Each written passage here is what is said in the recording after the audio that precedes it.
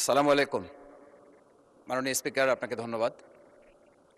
আজকে আমি মহান আল্লাহর দরবারে শুকরিয়া আদায় করি এবং আমার প্রিয় পটুয়াখালী ১১২ বাউফল ২ আসনের যারা নির্যাতন, নির্মম এবং হামলা মামলার শিকার হয়েও ভয়কে জয় করে ন্যায় এবং ইনসাফের প্রতীকে ভোট দিয়ে তারা আমাকে বিজয় করে এখানে কথা বলার সুযোগ করে দিয়েছে। মাননীয় স্পিকার, আপনি জানেন আজকে আমরা যখন এখানে দাঁড়িয়ে কথা বলি তখন আমাদেরকে এটা ভাবতে হচ্ছে যে আমরা কথা বলতে গিয়ে আবার বিগত ১৭ বছরের কোনো একটা বৈষম্যের মধ্যে পড়ে যাচ্ছি কিনা। কিন্তু আমাদেরকে এটা ভাবতে হচ্ছে আমরা যখন এখানে দাঁড়িয়ে কথা বলছি, আমাদের কথা বলার সময় শহীদ শরীফ ওসমান হাদি ইনসাফের পক্ষে কথা বলার সময় বলেছিল, আমার প্রতি যে জুলুম করবে আমি তার সাথেও ইনসাফ করতে চাই। আমরা লক্ষ্য করেছি এই সরকার প্রতিষ্ঠিত হওয়ার পর শরীফ ওসমান হাদির ব্যাপারে তার বিচারে কতটুকু কার্যকারিতা নিয়ে এসেছে তা আমরা এখন পর্যন্ত জানতে পারিনি। আমার মনে হয় আমরা সংবিধান নিয়ে ঘাটাঘাটি করতে করতে যদি সংবিধানই আমাদের রক্ষা করতে পারত, তাহলে সংবিধান আমাদেরকে বলে দিত যে আমাদের সেদিন বালু ট্রাক সরানোর ক্ষেত্রে সংবিধানের পৃষ্ঠা আমাদেরকে খুঁজতে হতো। সংবিধান যদি আমাদেরকে রক্ষা করতে পারত, তাহলে ৭২-এর সংবিধানের আলোকে আজকে আমাদের এখানে থাকার কথা না, আমি শফিকুল ইসলাম মাসুদ আমার এখন জেলখানায় থাকার কথা। সংবিধান যদি মানতে হতো তাহলে আমাদের মাননীয় প্রধানমন্ত্রী বাংলাদেশে থাকার কথা না, ওনার দেশের বাইরে থাকার কথা। সংবিধান মানতে হলে বর্তমান স্বরাষ্ট্রমন্ত্রীর এখন দেশের বাইরে থাকার কথা ছিল। সংবিধান মানতে হলে যে বাচ্চাদেরকে আজকে এখানে শিক্ষা দেওয়া হচ্ছে, দীক্ষা দেওয়া হচ্ছে, কিংবা তাদেরকে কোনো কোনো ক্ষেত্রে জাসদের সাথে তুলনা করা হচ্ছে, সেই বাচ্চাদের নিয়েই আমরা এই সরকার দলের লোকদেরকে, সরকার দলের সম্মানিত নেতৃবৃন্দকে আমরা চোখের পানিও ফেলতে দেখেছি, আবার কাউকে কাউকে কথা বলতেও শুনেছি যে এই সমস্ত বাচ্চাদের, আমরা তাদের শিক্ষার্থীদের আন্দোলনের সাথে আমাদের কোনো সম্পর্ক ছিল না।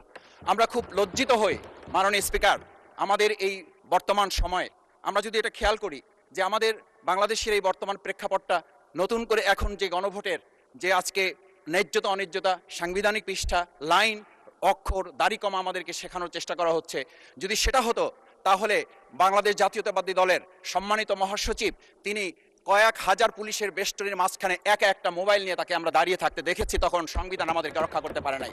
মাননীয় স্পিকার, আমি ৩৫০ মামলা নিয়ে ৭ মাসের ব্যবধানে, আপনিও আমার ২-১টা মামলাতে আপনি আমাকে সহযোগিতা করেছেন, সেটা এই সুযোগে ধন্যবাদ জানাতে চাই। আমার ৩৫০ মামলা জামিন করতে ৭ মাস সময় লেগেছে, আমার বের হতে সময় লেগেছে ৪.৫ বছর। আমি সেই ৪.৫ বছরে ৩বার রিয়ারেস্ট হয়ে ২বার গুম হয়েছি। আমি তখন ডিজিএফআই, এনএসআই, ডিবিএসবির কাছে জানতে চেয়েছিলাম, আমার সামনে দিয়ে বড় বড় নেতারা বের হয়ে যাচ্ছে, আমার অপরাধটা কি? তখন বলেছিল তারা হুমকি না, হুমকি হচ্ছেন আপনারা। আমাদেরকে যখন শেখ হাসিনার শেষ সরকার নিষিদ্ধ করেছিল তখন তারা ১৪ দল মিটিং করে বলেছিল এই জামাত শিবিরই হচ্ছে সবচেয়ে বড় সমস্যা, তাদেরকে নিষিদ্ধ করলে এই আন্দোলন থেমে যাবে। আজ একটা কথা পরিষ্কার বলতে চাই, এই গণবিপ্লব নিয়ে আমাদের মাথা ব্যথার মূল কারণ হচ্ছে এখানেই। শেখ হাসিনা আমাদেরকে যথার্থ টার্গেটটা করেছিল, সেই টার্গেটের মূল লক্ষ্য ছিলাম আমরা। আমাদেরকে বলা হয়েছিল একটা গুলি করলে একটা সরে, বাকিগুলো লড়ে না, সেই লড়ে না লোকগুলো ছিলাম আমরা মাননীয় স্পিকার, যার কারণে আমাদেরকে তারা ভয় পায়। আমরা এখন বর্তমান সময় ভিডিও দেখতে পাই যেই শেখ হাসিনা বাইরে থেকে বলেছিল আমরা এই দলকে ভোট দিতে বললাম, আর সেই দল আমাদের সাথে আবার বিশ্বাসঘাতকতা করেছে। আমরা সেই শেখ হাসিনার বক্তব্য শোনার পর আমরা কাউকে আজকে এখানে বলতে শুনি নাই শেখ হাসিনার ওই বক্তব্য সঠিক নয়। এই মানুষ প্রতারিত হয়েছে, বেইমানি করা হয়েছে। আবার যদি গণভোট, জুলাই সনদ নিয়ে এই জাতির সাথে প্রতারণা করা হয় তাহলে মূল্য দিতে হবে, শুধু নয় আবার আমাদেরকে ১৭ বছরের সেই জেল জুলুম, নিপীড়ন, গুম খুনের জায়গায় আমাদেরকে ফিরে যেতে হবে। আমি মনে করি পরিষ্কার বক্তব্য, গণভোটের প্রতি সমর্থন না জানিয়ে জুলাই সনদকে যদি আজকে ইগনোর করা হয় তাহলে আমাদেরকে কিন্তু আবার সেই গুম খুনের আয়নাঘরের দিকে আমাদেরকে ধাবিত করা হবে। আমি মনে করি গণভোটের বিরোধিতা করার অর্থ হচ্ছে আমরা আয়নাঘরকে সমর্থন করতে চাই। গণভোটের বিরোধিতা করা মানে হচ্ছে ৭০% মানুষকে আমরা অন্যায্যভাবে তাদেরকে আবার ধিক্কার জানাতে চাই। আমি এখানে স্পষ্ট বলতে চাই, আপনারা যেমন ৫১% সমর্থন নিয়েছেন, ৭০% প্রায় জনগণ কিন্তু গণবিপ্লবের, গণভোটের পক্ষে তারা রায় দিয়েছে। আপনাদের চেয়ে সেই ৫১%-এর তুলনায় সেই ৭০% প্রায় গণভোটকে যদি আপনারা ইগনোর করেন তাহলে আমি বলবো আমার বাউফল, আমার পটুয়াখালী শুধু নয় গোটা বাংলাদেশ আবার জেগে ওঠে এই গণভোটকে তারা কার্যকর করতে।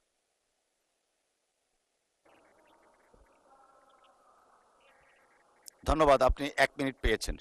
স্পিকার, আমি পরিষ্কার এইটা কথাটা এই জন্য বলছি, আজকে সংবিধানের লাইন ধরে ধরে যদি আমাদেরকে এই কথা জানতে হতো তাহলে আমাদের নেতৃবৃন্দকে ফাঁসির মঞ্চে যেতে হতো না।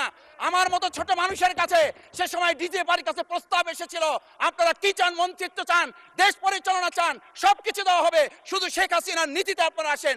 সেই নীতি তো ছিল ৭২-এর সংবিধান, সেই নীতি নিয়ে আজকে কেন এখানে এত কথা বলা হচ্ছে?